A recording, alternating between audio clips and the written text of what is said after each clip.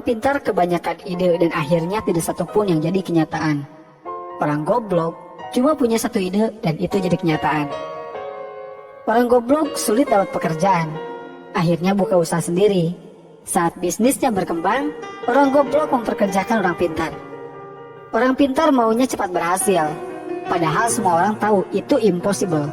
Orang goblok cuma punya satu harapan, yaitu hari ini bisa makan. Orang pintar yang hebat dalam analisis sangat mungkin berpikir negatif tentang sebuah bisnis, karena informasi yang berhasil dikumpulkannya sangat banyak. Sedangkan orang bodoh tidak sampai berpikir negatif karena harus segera berbisnis.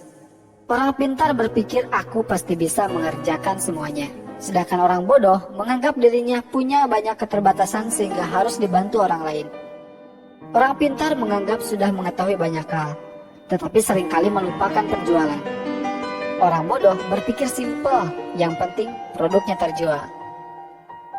Orang pintar sering menganggap remeh kata fokus. Buat dia, melakukan banyak hal lebih mengasihkan. Sementara orang bodoh tidak punya kegiatan lain kecuali fokus pada bisnisnya. Orang pintar merasa gengsi ketika gagal di satu bidang sehingga langsung beralih ke bidang lain ketika menghadapi hambatan. Orang bodoh seringkali tidak punya pilihan kecuali mengalahkan hambatan tersebut. Orang goblok itu gak banyak mikir, yang penting melangkah. Orang pintar belajar keras untuk melamar pekerjaan. Orang goblok itu berjuang keras untuk sukses agar bisa bayar pelamar kerja. Banyak orang tanya, bisnis apa yang bagus? Jawabannya, bisnis yang bagus adalah yang dibuka, bukan yang ditanya terus. Setinggi apapun pangkat yang Anda miliki, Anda tetaplah karyawan. Sekecil apapun usaha Anda adalah bosnya. Kamu itu bangun pagi, mandi, pamit kerja, pakai seragam, kaki dibungkus sepatu, berangkat pagi, pulang malam, bayaran gak seberapa, kerja apa dikerjain? Bisnis itu hanya modal dengkul, bahkan jika Anda tidak punya dengkul, pinjam dengkul orang lain. Berhenti membuat rencana, melangkahlah. Yang beneran punya gak akan banyak bicara seperti mereka yang berlagak so punya. Jadikanlah keluarga sebagai motivator dan supporter pada saat baru memulai menjalankan bisnis maupun ketika bisnis semakin menguras waktu dan tenaga. Tidak bekerja setengah-setengah. Apabila telah memulai suatu usaha, maka kerjakanlah dengan serius. Jangan sampai berhenti di tengah jalan karena akan menyia-nyiakan harta, tenaga, waktu yang telah kita kerahkan untuk memulai bisnis. Kegagalan adalah bumbu kehidupan. Kegagalan membuat kita bisa menjadi manusia yang tangguh. Kemauan harus dilandasi dengan tekad yang bulat dan harus berani dalam mengambil peluang yang ada. Saya bisnis cari rugi. Ketika rugi, saya semangat. Dan jika untung, bertambah rasa syukur saya. Melangkah tanpa perlu tujuan. Memiskinkan diri tetapi gagal miskin. Aku kerja nikmat, orang lain bilang kerja keras. Banyak orang bilang saya orang gila, hingga akhirnya mereka dapat melihat kesuksesan saya karena hasil kegilaan saya.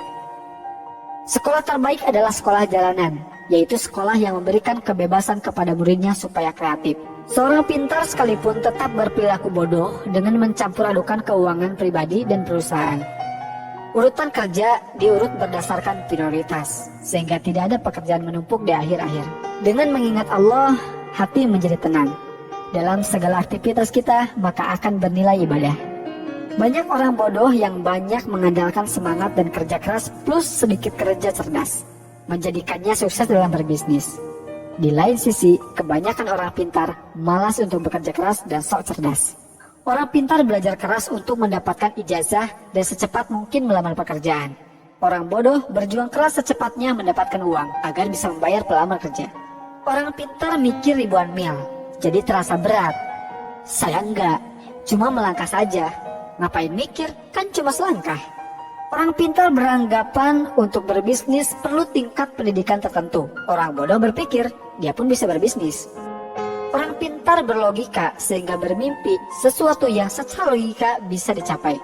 Orang bodoh tidak peduli dengan logika. Yang penting dia bermimpi sesuatu sangat besar, bahkan sesuatu yang tidak mungkin dicapai menurut orang lain. Rencana itu cuma berlaku buat mereka yang belajar manajemen dari A, B, C, D sampai Z. Padahal dalam bisnis tidak ada yang seperti itu.